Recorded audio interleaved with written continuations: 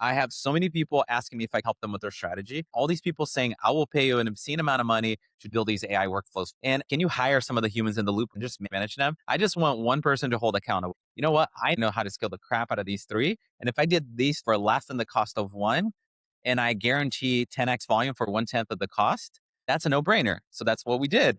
And it's been 18 months since I quit my job. That's not even been 2 years. And I, went from making about 120K a month when I quit my job to making Oh my nothing because gosh. I didn't take a salary. I think you gotta be really introspective as a founder of why the hell are you doing this?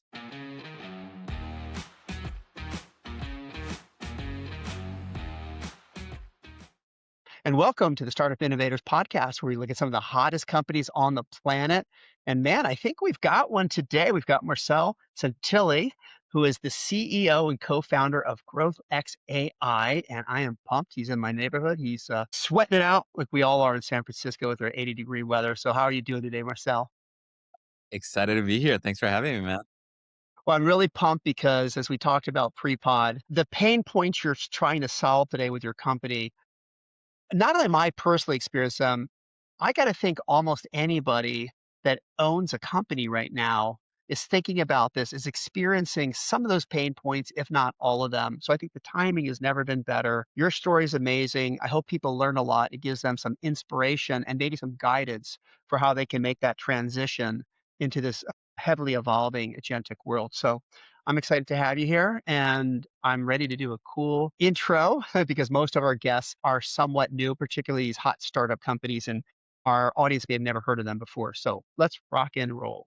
Let's do it. Marcel said, yeah, Marcel Santilli, you're the co-founder and CEO of GrowthX AI, a San Francisco-based company founded just 2 years ago, 2004, maybe even less than that. GrowthX AI raised a $12 million Series A led by Madrona. Congratulations on that. That's exciting. This is even cooler. You guys hit an 11 million plus run rate after your first year. That is unusual. And you're scaling dramatically, growing well, high operating margins. And some of that has to do, I'm sure, with the way you're structuring workflows using agentic AI. You guys are working with some amazing clients early on, including Ramp, Reddit, Webflow, and Superhuman. And before founding GrowthXI, you were CMO at DeepGram, where you helped scale content and revenue growth systems. You had grown traffic from, I think, 1,000 to 30,000, and had data showing an increase in marketing attributed revenue at 4x. So great return on the marketing effort. I had a guest who built this amazing company before data was big in marketing, before even SaaS. And they always struggled to show how marketing actually created value, not just value, but financial increase in financial valuation. Today, we laugh about it because we know everything stems from marketing. Even the sales comes from the marketing, the lead and the whole funnel. And it's cool to see that you're able to show that from a marketing return standpoint. You also had very senior leadership roles at Scale AI, which we've all heard about, HashiCorp, Service Titan, Upkeep, IBM, HPE. And your current thesis behind Growth XAI is centered on what you describe as service as software, which is replacing traditional agency and in-house work with AI-powered workflows that combine not only the AI, but human beings to deliver higher quality output at greater speeds and hopefully a much lower cost. Marcel has a degree in marketing management and information systems from Texas McCombs School of Business at the University of Texas in Austin, Hook 'em Horns. And man, I'm pumped to have you on board. This is gonna be fun. Man, I love listening to it. I was like, okay, cool. Let's see. You're like, I've done all this and I'm only, my God, my dad may be proud of me. Sometimes it's fun when you look back. Look, one of the funny things is, as someone who runs a recruiting firm, is when candidates call me, incredible people that are Yeah. amazingly successful, they're looking for a new role or something to do. They have such a difficult time. They put together like their resume, their profile, whatever documents they need to make their case, right? That they're qualified. It's like a boring Wikipedia page just talks about certain things. They're afraid to really talk about things in a way that would be inspirational or impressive to another person. It's a sense of humility that we all have. We're uncomfortable doing it. So it's fun that I get to be the guy that delivers the message and I get to do it for you. So that's always a fun thing for me. Yeah, I love it. I'm excited to dig in. All right. So listen, I like to start off this podcast by asking the founder of a company why they decided to even start this company. But I'm going to answer that question for you in your own words because it resonated so deeply with what I'm actually going through today. So you had a LinkedIn post I was reading when I did some research, and you were talking about the pain points that you saw that clients are struggling with today, and that became the genesis for how you start to frame this idea of this company that you're going to build. And I'm just going to read them off to you because I literally am going through these almost everyone right now as we speak. Agencies are expensive and often disconnected from your brand's reality. So you've got a small company and you want to start something and you're like, God, I could go to an agency and they're going to do everything for me, but it comes with this huge price tag. And a lot of times they don't perform. And then you're so bummed out working with an agency, you're like, I'm never going to work with an agency again. And it doesn't help you get forward. Freelancers can be a hit or miss, hard to manage and challenging to retain. I shared this with you. I'm talking to two guys in India and they sound wonderful in WhatsApp. And then when I get them on the video call, it's like, is this the same person I was talking to? So it's not so easy just to outsource everything to inexpensive smart labor in other parts of the world. Yeah, In-house teams are costly to build, and you're often bogged down by internal processes. I'm literally reading your post. That's so true too. You're like, well, I need to get going with this, but I'm not going to build a whole in-house team. And the whole purpose of an agentic process is not to like overload myself with tons of human capital. A couple people could do the job of 10, but how do I get going doing that? And then AI alone lacks nuance and contextual understanding that human expertise brings. Now, any one of us who uses ChatGPT daily experiences that probably every hour, right? There's a yeah, long way to go to where the level of human connection and human expertise is going to be matched by AI. People struggle.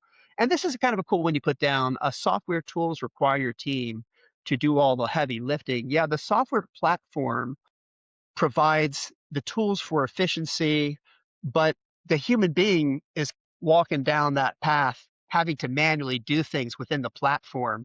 It's not like their team is doing it, which is the benefit of building agentic agents into it as well. And so, with that being said, man, I'm hoping that's the reason you started this company because the biggest problem I see small businesses having is we don't want to miss this opportunity. It's both an opportunity, cost savings, it's a change in workflow. We don't want to miss that. But we've either tried it and failed because of all the reasons I said, or for all the reasons I just mentioned, it seems like such a big burden. Could we just go to one place and they just do it for us and they get it done quickly and we're ahead of the game and it didn't cost us a lot of money? Is there a place we could do that? that's exactly it. I think so. For me, like starting this company wasn't like I'm gonna start a company and do this. It was really like kind of a natural progression. My first job was at IBM out of college a long time ago, and I remember one of the biggest things for me was always we had like IBM got tens of millions of pages. Everything was kind of hidden. You couldn't get anything done. I eventually convinced the general manager of IBM Security at the time, this is like a $6 billion business, to let me spin up a new site after we acquired this Israeli cybersecurity company, Curator. And we spun up the site called securedintelligence.com that I built from the ground up. Is like literally just a quick WordPress site. I convinced our researchers to contribute content. Long story short, a year later, after investing about $300,000 in content, we generated about 17 million in attributed revenue, like close one Wow. attributed revenue. And all of it was because we had our researchers contributed content. I pitched Brian Krabs, which is like this influencer in security. He started covering some of our 0 day vulnerability research we did. Because of that, the site kind of blew up. I used that to then rank number one for all the Gartner Magic Quadrants in our categories. And it was 80% of our leads for the whole company or that business, you know? Yeah. And then the next year, we won B2B Best Marketing Site Award by some content marketing stuff or whatever. And it was like, this is so obvious, right? Like, why are we spending money in content syndication and ads and kind of like renting people's attention? Why not build some equity? And so I always saw like building your audience and building equity with your audience as like a long term investment. Like, sure, you can rent an apartment and sometimes you need to even stay at a damn Airbnb, but it's like you don't want to live in an Airbnb and you don't want to put like entire net worth into renting or all your money into an Airbnb because the second they, pass a new law, they can stay there. Horrible analogy, but that now you got no equity to show for it, right? So for me, it was always like every job I've been at, it was about building that equity and in a compounding way. And so for me, it was always obvious that websites are the core of it because the whole internet works on websites. You go into websites are meant out of page. And so for every brand I ever join, I'm like, let me get my website in order. Let me create a ton of useful content and let me build distribution around it. And it's going to compound over time if I do this right. So I built a site called techbeacon.com at HB, built it to 1,000 contributors, and it grew to over 1 million visitors a month. And then Wow. every month that's $800,000 worth of traffic for free almost, right? Or pretty close to it. HashiCorp, we grew the site to almost like 11 million visitors a month, $100 million a year in open source. We went from 6 to 100 million in 2 years.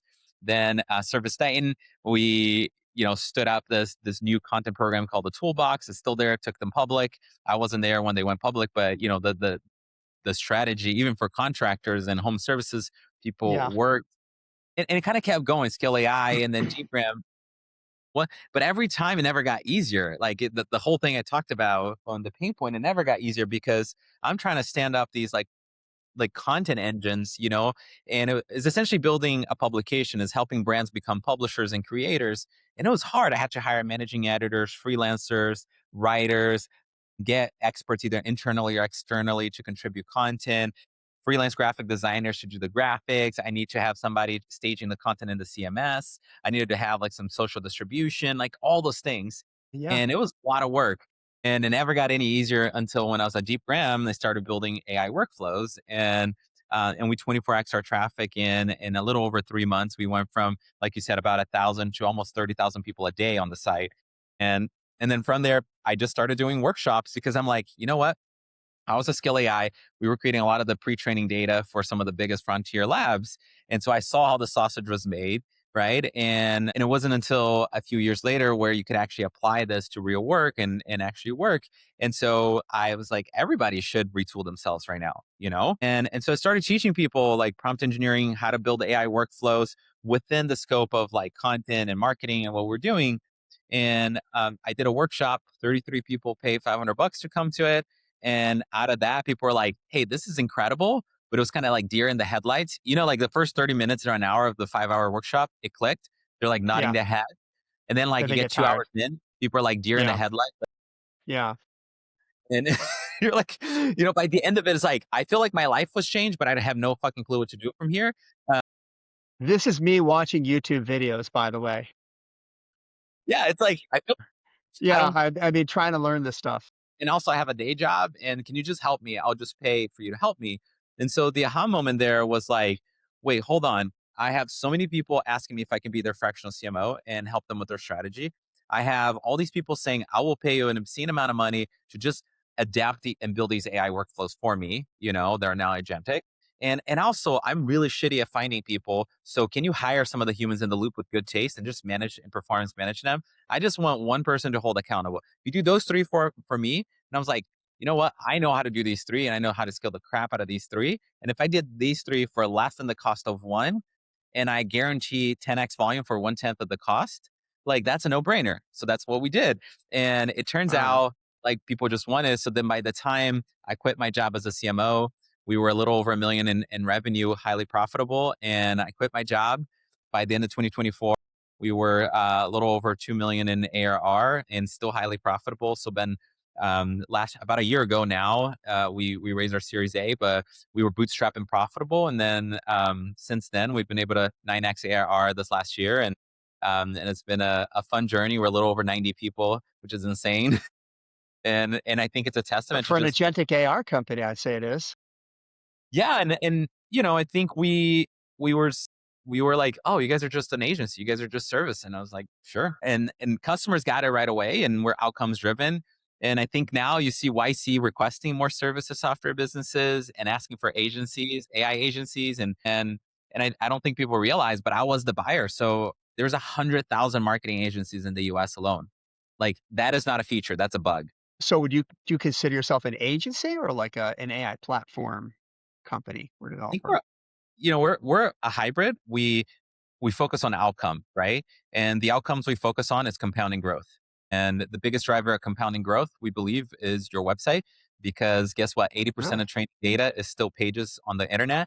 And 100% of citations on AI engines are pages on the web that influence those answers. And that's where, what are pages? They're websites. Websites are made out of pages, right? And that's your sphere of influence, is your website. So we focus on the outcome of compounding growth. And how do you get to that? You need to grow your AI visibility, your search visibility, which leads to traffic, that leads to conversion, that leads to that, right? And and then we really focus on what are all the jobs to be done to do that. And it's mostly like managing your pages, creating pages, and constantly updating and improving those pages with the reward function of compounding growth. And at the end of the day, we have an agentic platform that, powers everything we do. And some of it is exposed to clients as a command center, but a lot of it is honestly like we deliver the outputs that drive the right outcomes. And people prefer that. And I think a lot of how we're structured is to accelerate the time to signals that will deliver those outcomes. People don't want to, spend 2 months talking to someone and then like hire people, buy tools, and then figure all this out. They just want time to value as quickly as humanly possible right now. No, exactly. I mean, I feel the same way. And by the way, for for anyone watching this, those workshops, we're not talking about 5 or 10 workshops. We're talking about hundreds of workshops. So, which is great. Every startup founder should be out there talking to the world. In context of what you just said, Marcel, you had said in a different podcast that you described your process as a job to be done rather than software. And what did you mean by that? I have a sense for what I think it is. And could you walk me through an example or two of how that works in the real world for a real client who just wants the job done? They just want the growth. They don't need to know every detail. They just need to know it's working. So anyone that listens to me or knows me, I'm a frameworks mental model person to the bone. And so my mental model here is you got to work backwards from outcomes, right? Like I said, compounding growth is the outcome. And and what that means is ultimately like conversions and signups on your site. That in order to do that, you need traffic that's engaged on your site. Before that, you need visibility. People need to know you existed. And then what you're trying to do is deliver output. So that's work products, right? In this case, for us, for what we do, that's pages on your site. That's the content is the atomic unit. And it's the, like, are you creating new pages and becoming the best answer to people's questions that will lead to you? And are you constantly improving those assets on your site and managing like a portfolio, right? And and then there's the work and the inputs that drive those outputs. And a lot of it comes down to, at the core, it starts with context. And I don't think people realize how critical and how context is everything. I fundamentally believe the the main job of marketing forever now is going to be context. Context is marketing, and you are the context engineer, you are the context curator, you're the context manager for your company, for your brand, right? And so context is about like your company, your products, what market do you play in, who are your ICP, what is the market and category, buying category that you play in, who are the competitors, right? Like what is your product, what are the jobs to be done that your product enable for people, right? It's but to back to your question on the jobs to be done for us, is like we're there to accelerate time to clarity of that context and managing that context in a way that agents can actually use to drive both your strategy and the execution at scale of the output that you're driving to, which is creating and constantly optimizing pages on your site, and then engineering quality, right? And I think what a lot of people don't realize with agents is they're very brittle. And so you really need to, first of all, manage context, and that's the most important thing. But you also have to realize that LLMs are stateless, right? They forget everything. So what you feed into it, that is the context, right? These executions, managing executions for agents, they're very wrong running. They're sometimes 40, 50 minutes, an hour running. There's a lot of loops. There's a lot of things that you need to do this right. It's not just a, hey, I did this once locally in my machine in Cloud Code. Now let me do this times 10,000 every single day, right? And so a lot of that is like hard engineering problems that you gotta, really focus on the infrastructure and the data that will help you do that. And then the holy grail for us, right, is like ultimately it's not just like publishing a page or doing a thing, it's figuring out how can I do this in a way that every output makes the next one easier, better, faster, and you're learning from every output and you're correlating the inputs, the work, the output, and how that drives the reward function, which is the outcomes. And so, and that's a lot because that's not just human inputs and interventions. That's also all the actually steps in your workflow, all the processes, all those executions, billions of tokens, right? And if you get that closed loop down, you are going to be 10 times better than all your competitors. And that's what we try to do. It's be the unfair advantage to customers, you know? I have to clip that part of the video because you've created so much anxiety, stress, and pain right now. Just listening to that, I Yeah. realize there's no way I could possibly do that. I need somebody like you to just do it for me. I mean, that is the truth of the matter. That's the whole point of an agency. Except the agencies usually they don't perform well and they're slow and expensive. And so you can break that model, you break that role. That's great. What's your ICP for the company right now, along with verticals, things of that nature? I think as any company that knows their ICP, first of all, has validated that they can go to market and have revenue traction, have pressure and the resources to grow and want to grow, and But are they like small companies, big enterprises? Like, is there any, well, or, we are you have still trying to find everything fit? from a surgeon or surgery center that is local that says, "Hey, if you grow me 50 more visitors a month and one of those turn into a surgery, we will pay for your entire engagement for the year with that one surgery," right? All the way to a public company like Sentinel One, and above, you have scale ups like Ramp and Vercel and others. You have Series A companies as well, and kind of everything in between. But at the end of the day, if you don't have this need to grow, uh, and which there's a lot of companies, by the way, that don't, right? Like they're stable companies. They're, maybe they're getting disrupted or not, but they don't have kind of like because of their model, like a really like a pressure to grow, you know. Yeah. And right now, I think there's few companies that are in really entrenched spaces. Like I always like to play around, like Palantir as an example of like, hey, you have the relationships, you're closing 100 million contracts, your website doesn't do any work for you, and you kind of don't care. You're good with the channels you have, but I think 99% of other companies are in a place where they need to have some compounding growth that kind of carries the day over time. We don't work with this company, but I think for me, like a holy grail example is Canva.com. They've been profitable for over 10 years. They have a little over 40,000 pages on their site. They get 280 million organic visitors per month. That's worth about $800 million a month of organic traffic. So if This you're is people not using the platform. This is people just like going to the website finding to their learn about pages Canva. because they're ranked number one, and that doesn't even include a lot of the LLM traffic that's driving to those Yeah. pages, right? Competing with Right. that is insane. Like your acquisition cost is absolutely nothing if you're Canva, right? It's so low because you have $800 million of traffic for free every month or for very little incremental cost. So that's a compounding advantage that will distribution like this will carry the day in this era where people can just copy your features. So are you incorporating outbound marketing into this as well? We're not saying don't go do outbound. Our customers, many Yeah. of them do outbound, but we want to focus on the kinds of things that can carry the day, that if you stop doing them, they'll continue to create value, not things that will burn out your entire TAM if you do too much of. Very interesting. Okay, cool. That's very helpful. Yeah. I wanted to go to another quote that I heard you say, which I thought was really interesting. I like interesting things, interesting people. You said that most knowledge workers will be 10 to 100 times less productive if they don't adapt to the changing world quickly. So, of course, we're in this Bay Area bubble. If you ask somebody outside of the country, have you ever heard of Claude Bot or OpenClaw? And be like, "What are you talking about?" It used to be like Uber in the old days. So it's easy for us to lose track that everybody in the world isn't thinking about this stuff 24 hours a day the way we are if we're in the space. So if you get out of the bubble, do you think most people out there, and particularly outside of technology, which is still the bulk of the country, do you think they're adopting quickly enough to this, or do you think people are just kind of using ChatGPT as, hey, I do AI, I just do ChatGPT, but then it's like a replacement search, or it's like their new Wikipedia for getting information? Where do you think we are as a country with this? I tend to stick to more practical terms, but for me, regardless, what I tell my friends, my family, and anyone that is in the workforce, even outside of the workforce, it's like I think there's a quote by Mark Cuban that was kind of something to those lines, but it really kind of resonated with me. So my mental model became: there's two kinds of people using AI. There's people that are using AI to accelerate their learnings and learn more and faster, and there's people that are using AI so they don't have to read and learn anything.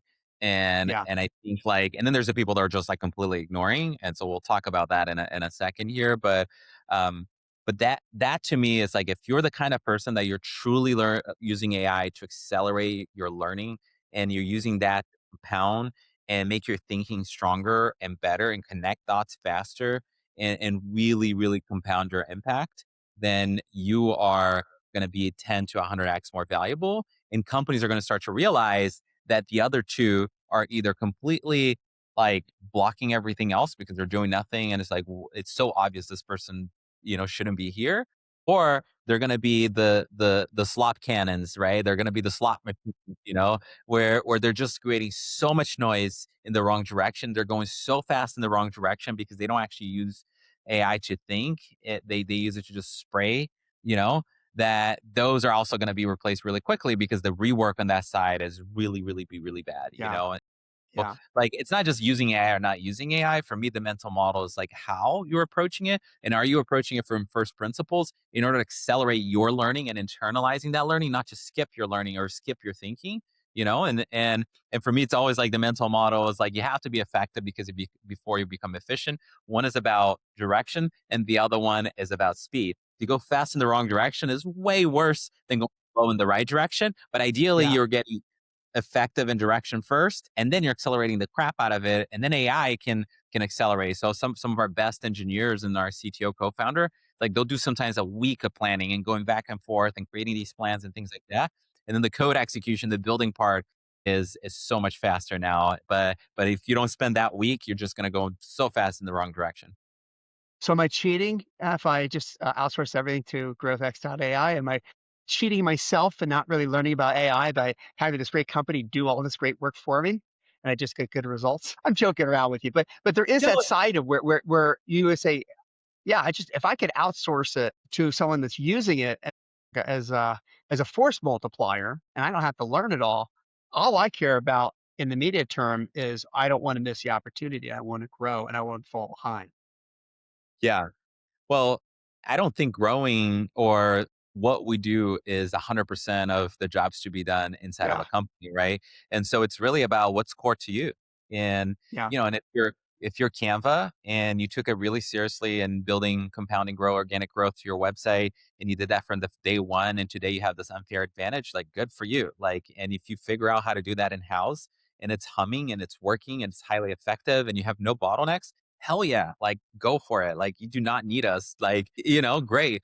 But if you are even like a world class company like Vercel growing like crazy or lovable growing like crazy, there's a reason they're partnering with us. And they have amazing internal teams that have their hands very full and work really closely with us, and those teams, what they care about is accelerating and have partners that can accelerate their impact. And that allows them to focus on other things and also help guide things, right? And so, like, your job inside of a company is to be the ultimate expert on your audience, your ICP, impact the right. direction of your product, and open up additional lanes and build leverage for yourself. And if you can build leverage for yourself without hiring massive teams and have to be in endless meetings, manage those layers of bureaucracy, I think that's an advantage. And for me as a CMO, I always prefer smaller teams over bigger teams. Why would you Yeah, want to manage 70 people if you can manage seven like that?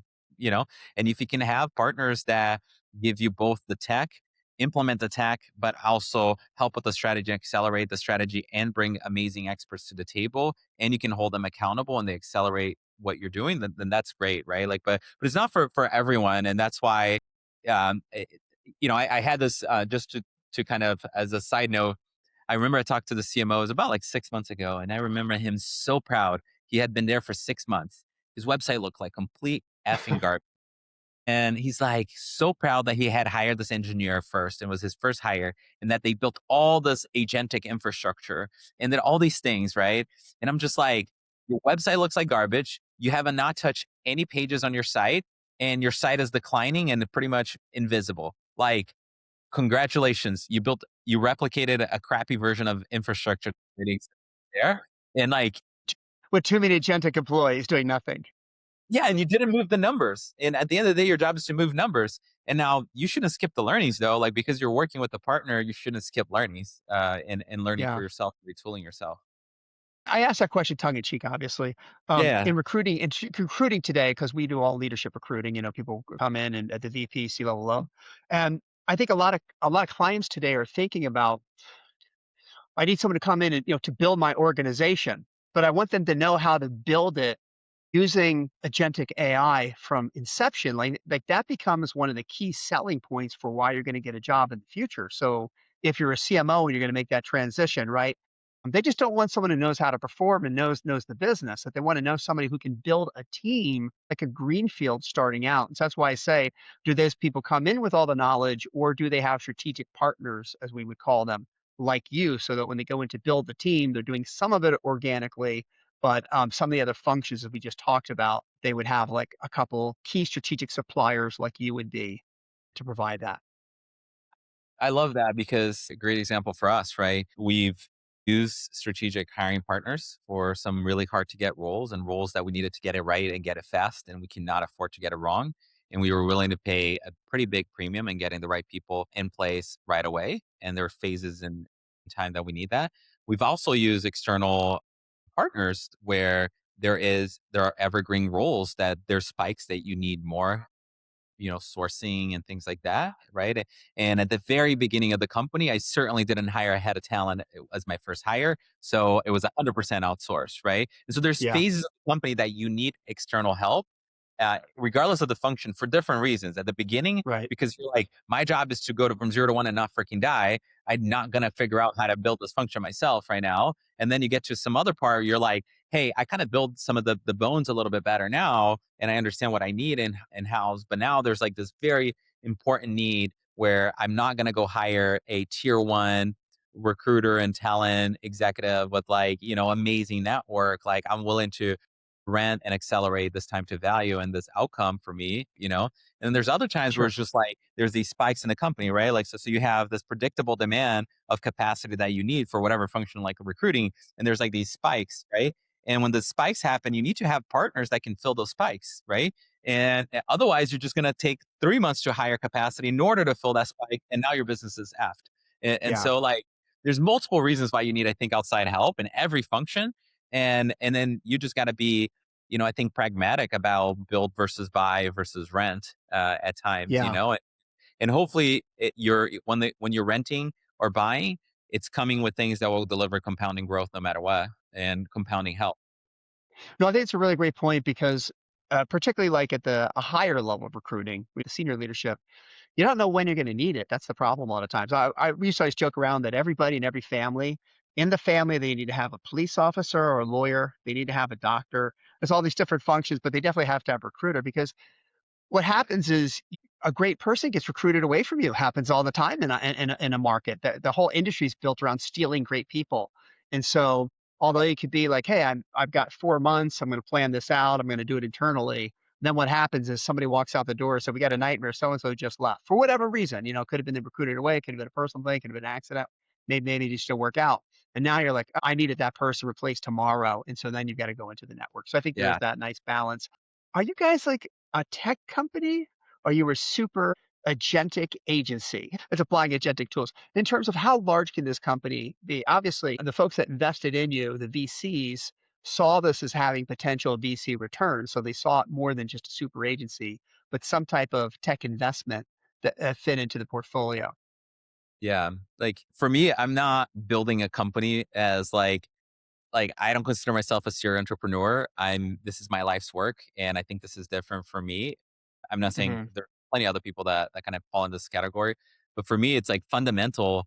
I always, since high school, when I learned how to use Dreamweaver and build Flash websites, I've always been obsessed with websites and building websites. I was a graphic designer, web designer early on. Oh, okay. Everything I've always done was in digital marketing. I've always been in digital marketing teams. I've always managed Gotcha. websites. I've always been curious of like how people operate and think and how do I get people to come to my site and convert. So for me, it was like my life's work is like content and digital and websites. Yeah. And it's just like at the same time, I also been in two different companies that train their own models. And one of them provided most of the pre-training data and post-training data for some of these frontier labs. And so I saw how the sausage was made. And so I'm like obsessed with that as well. And so for me, like kind of company built in a very different way. And so the very first thing we did was like validate through services. And so I think of service as really like outcomes based forward deployed delivery model. It's a delivery model. It's not what we're building. And I think people get confused. Like I'm not building an agency. I have a delivery model of value because that's what the market needs. Gotcha. And I'm meeting the market what the market is. The market is not in a place where they're like, hey, this ground is not shifting. This is like, I need this little, hand tool over here. Just give me this hand tool and get out of the way, right? That's not Yeah. where the market needs. But then in order for us to scale this, we built the infrastructure. So we actually built an agentic framework that we're actually open sourcing next week. So I don't know Well, when the podcast will come out, but it will be out already, called output.ai. And it's okay. a platform where it runs our entire company that has a durable execution layer. So think of it as like long running agents that has all the evals tracing and everything you need. And it's based on as code workflows as code, and you can connect to Claude Code. And so the primitives are really like, skills are great, skills are not very reproducible, they're not very shareable and scalable, and you need essentially a durable runtime layer to be able to do this at scale for your company. So that's the infra we built. And so the delivery model of service, that's the infra. Then we built a platform that first and foremost was for our own employees, our own forward deployed people to deliver value to customers. And now we're exposing that more and more as a command center to be more client operated. Yeah. And then we built a data mode called check.that.ai, which is the where probe and collect all this data on AI visibility, which is kind of the data mode, right? And then we have a community that's the distribution. So we kind of thought about it in layers. Yeah. It's a hard question. I don't know. It's like we are building for the long term what we need, and we know what the market need, and we think there's a decacorn here, that potential. And but regardless, we know this is a thing that every company that wants to grow needs. And I don't know. I feel really passionate about it.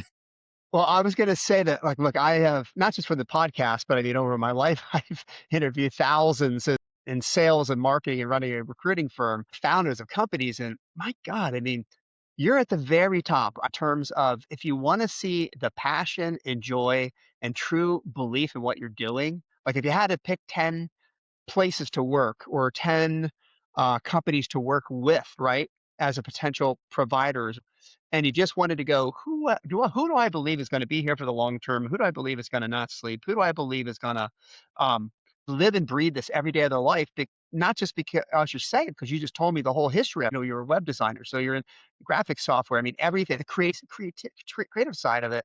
You can feel the passion literally oozing out. I think the best sell for going there is if the founder believes this and the founder has that energy, and the founder based this, by the way, not off a theory, on replicated successes that where you have resources at larger companies and you did it for them, then that's a pretty big bet. What was something, a misconception, let's say, since you said your desire was not to be some serial entrepreneur, but you jumped into this thing, you saw the opportunity, you're obviously passionate about it, and you guys came through the box, like the first horse out of the race, and you're still in the lead. So that's all pretty exciting. You haven't had the near-death experience that all famous entrepreneurs who were successful in the end say they have. But what would be a misconception maybe that you had around entrepreneurship, having now lived this for the past couple of years? Wow. So it's been 18 months since I quit my job only. So that's not even been 2 years. Well, first of all, the terror of leaving your job, that alone is the biggest Risk hurdle for it. So people. I actually, went from making about 120K a month when I quit my job from like between GrowthX profit, fractional advisory, and a CMO job to making Oh my nothing because gosh. I didn't take a salary because we were profitable. But I de-risk it because I got at the time a 2-year old at home, and Bay Area is not that cheap to live. But No. look, I think you gotta be really introspective as a founder of why the hell are you doing this? Like, what are you optimizing for?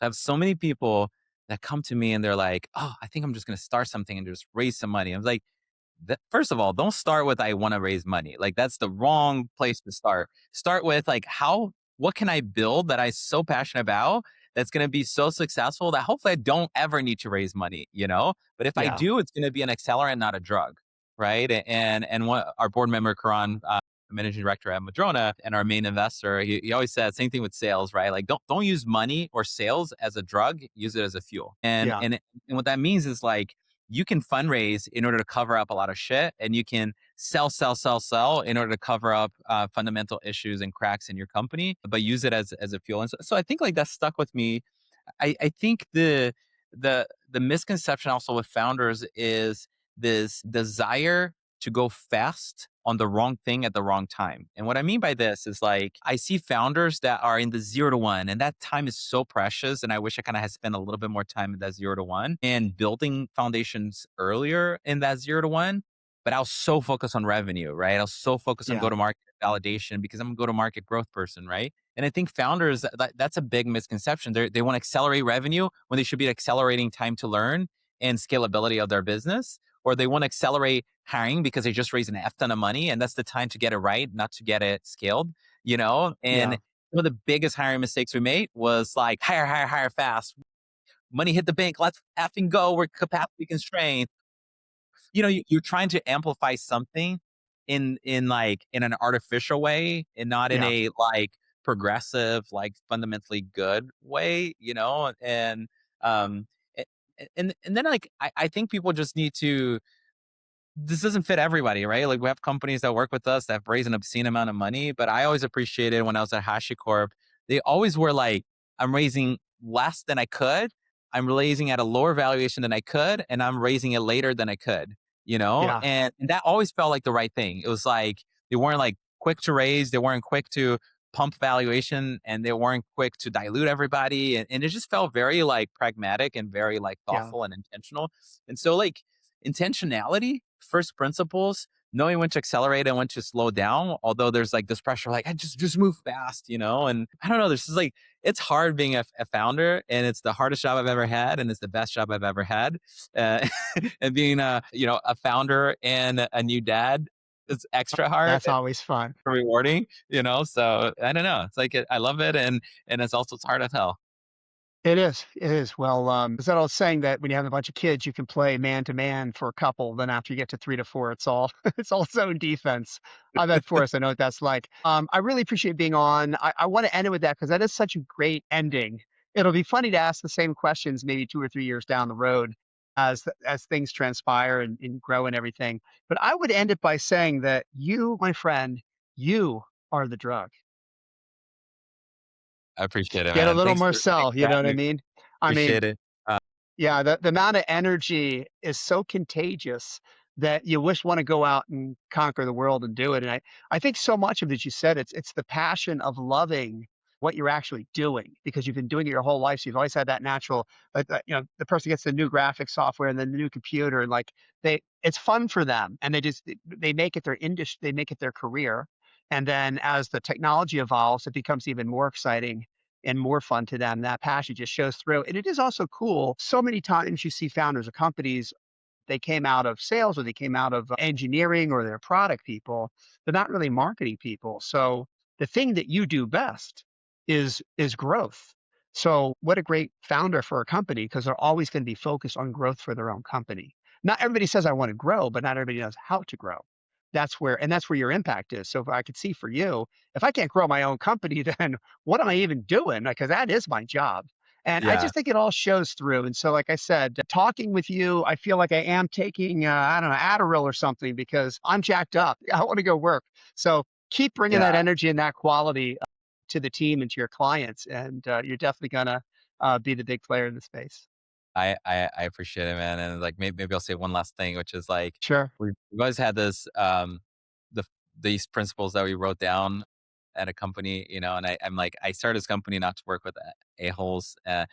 So we always had this kind of principle, like I want us to feel like every single person that works here, but I would encourage others to first of all, this should be the best job you've ever had. You should be accomplish more than you thought was possible, you know, and you should inspire everybody around you, both internally and Yeah. externally. And for me, like the biggest reward comes when like I get a message from someone being like, "Hey, you inspired me to quit my job and do this thing," or comes from like, "This is like the hardest thing I've ever done," and but also is like going to be the thing you look back. There's times in my career where I look back, I was like, "Man, there was this like 3 to 4 months where it's like, holy crap, we were humming, we were on it." Like I did the best work of my life, the thing I keep going Yeah. back to. And it's like, if you can be in that zone and you can do it with some amazing people, inspire those around you, you know, and then accomplish even more than you thought was possible because you're constantly earning more. Like to me, that is the, that is the end state, or that the state you want to try to kind of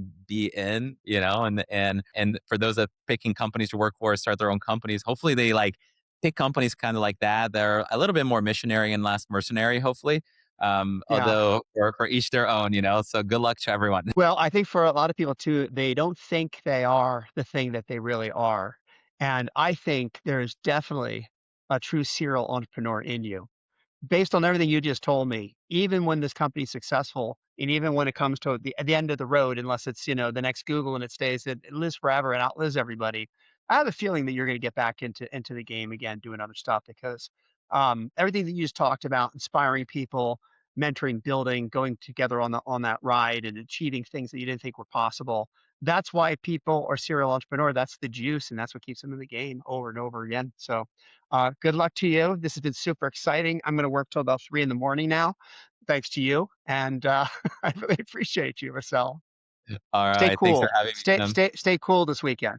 Sounds good. The Startup Innovators podcast is provided by MatchStar Venture Search.